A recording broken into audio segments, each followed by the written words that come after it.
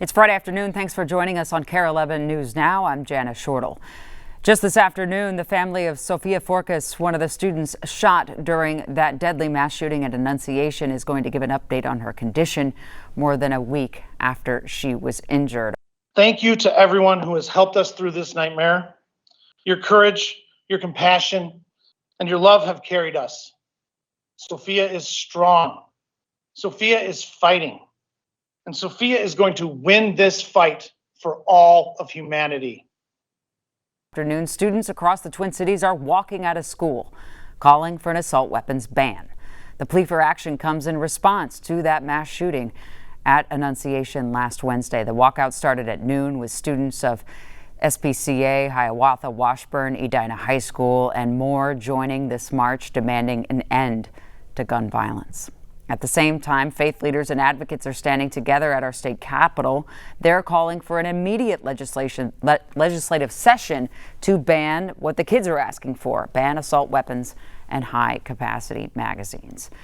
And we are also hearing from the parents of several of the victims, including one of the youngest victims at last week's shooting at Annunciation. 6-year-old David Haig got home after a successful surgery on Monday, and Kent talked to his family. There are no words for what Annunciation Catholic school families endured. Someone brought me down to the gym where the kids were, and I found my older two kids, and neither of them knew where their little brother was.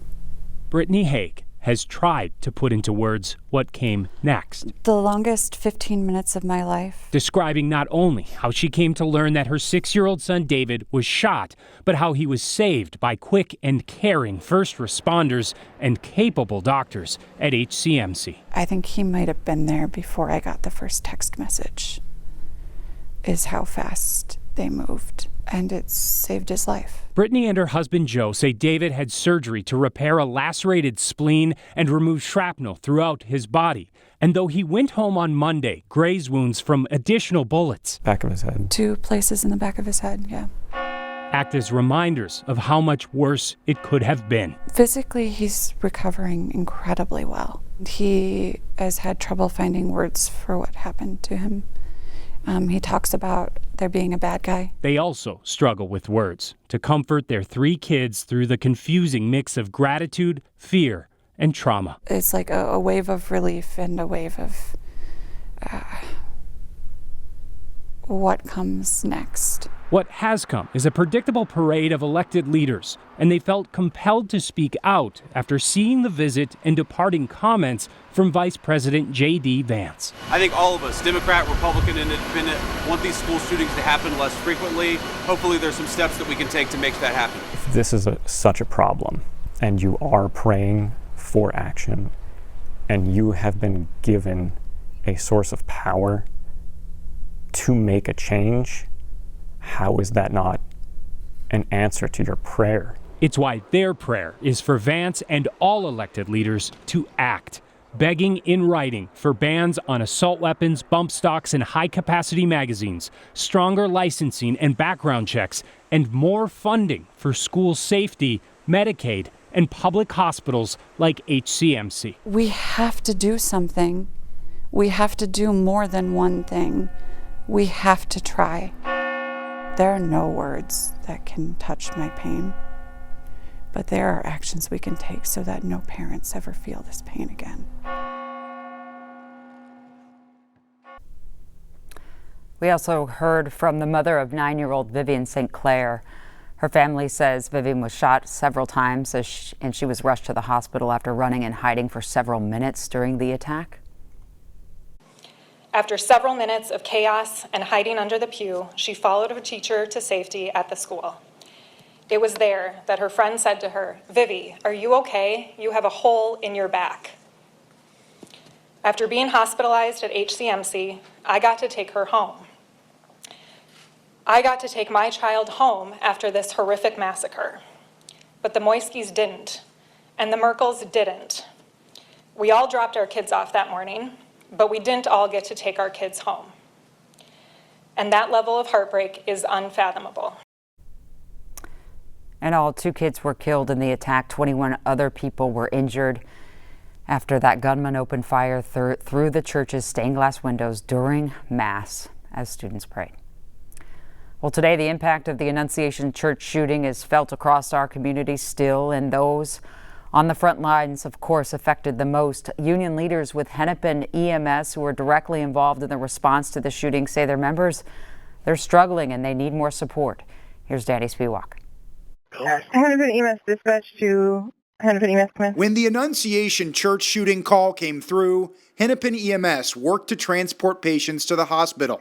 Okay, I'm going to interrupt here. We just got an update from squads. They want EMS in front of the church for victims. We have at least 20 victims at this point is what they're saying. Part of the training is to remove the emotion. But paramedic Jason Snetting will never forget what he saw on scene. It's surprising how it sneaks up on you. Sometimes it doesn't hit you right away. Sometimes it hits you 2 hours later, 3 hours later, a couple of days later.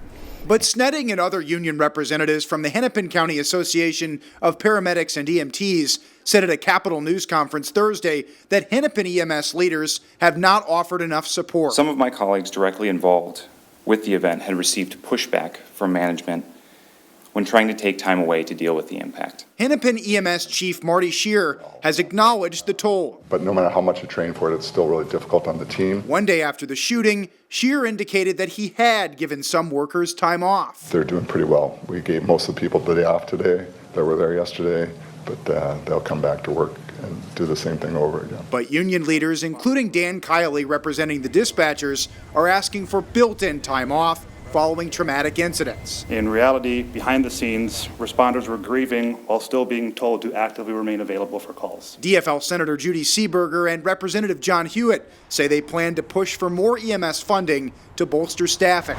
It's finally time to do something.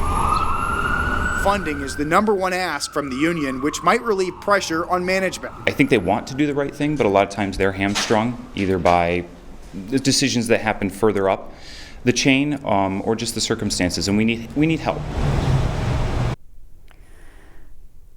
New today, federal charges for a man police say went on a carjacking spree that ended in a crash that killed 2 women and injured a kid. Edward Arrington is facing a carjacking and gun charge. The crash happened at the intersection of Penn and Olson Memorial Highway yesterday. Earlier, before the crash, police say the suspect crashed his own car on Lake Street, tried twice to steal someone's car and was successful the second try. When police saw him in the stolen car, they tried to stop him, and then they started chasing.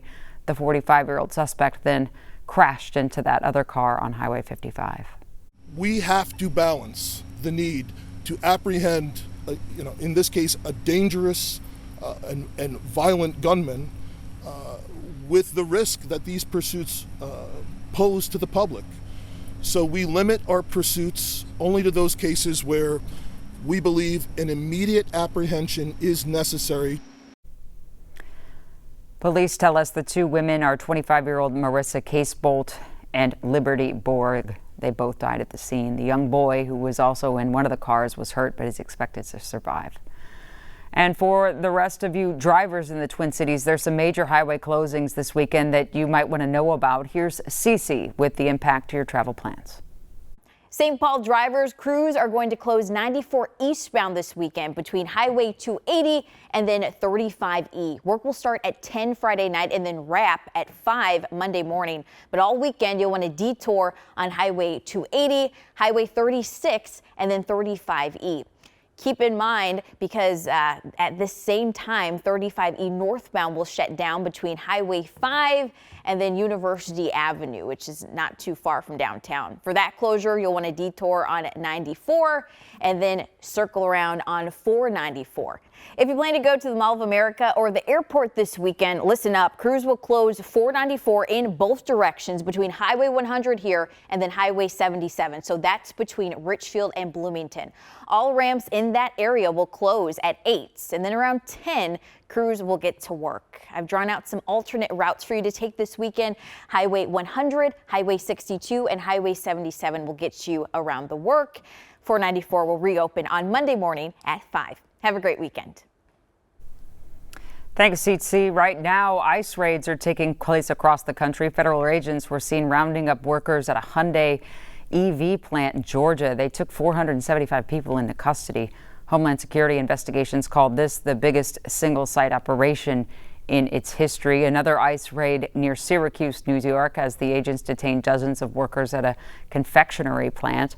The agents reportedly spent hours questioning plant employees and then took 60 into custody. The company's owner says all of his workers have legal documents to work there. At the same time, Chicago is putting a major festival celebrating Mexican independence on hold as the city braces for an ICE surge and protests there this weekend. Illinois Governor J.B. Pritzker said the ICE raids are expected Saturday, but they could start any time.